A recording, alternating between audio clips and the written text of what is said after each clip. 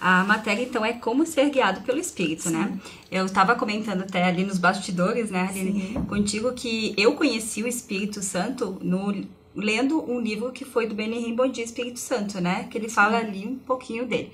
E eu digo assim que quando eu conheci um pouco do Espírito Santo, a minha vida mudou completamente. Porque aí eu entendi que eu tinha um amigo, ou seja, eu não estava sozinha neste mundo, né? Mesmo quando eu estava sozinha nunca estava.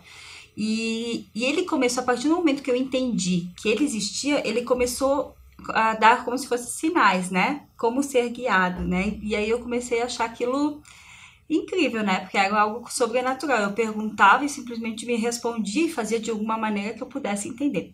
Então a primeira pergunta é, quem é o Espírito Santo? Amém. Muito boa sua pergunta, Fabiane.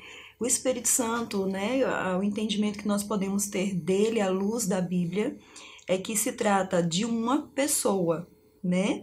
Uma pessoa obviamente divina, é a terceira pessoa da Trindade. E o Espírito Santo, né, embora algumas pessoas tenham um entendimento de que é uma força, é uma energia, é um poder, mais do que isso, ele é uma pessoa, né? A Bíblia, né, o próprio Jesus falando sobre o Espírito, ele disse, olha, convém que eu vá, né? Isso falando da sua ascensão, quando Jesus, após a sua morte e ressurreição, subiu aos céus, ele disse, olha, convém que eu vá, para que então o Espírito seja enviado, né? Então o Espírito Santo veio, né, como um representante, né, dessa trindade divina aí. Para quê?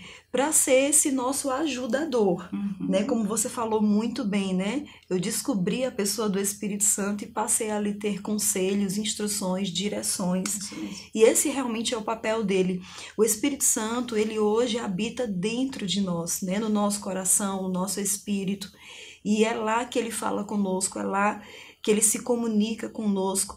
Então a gente pode ver que o Espírito Santo ele atua para nós como um mestre, como aquele que nos ensina, como aquele que nos direciona, como aquele que se comunica mesmo conosco, falando os planos, os projetos de Deus para a nossa vida.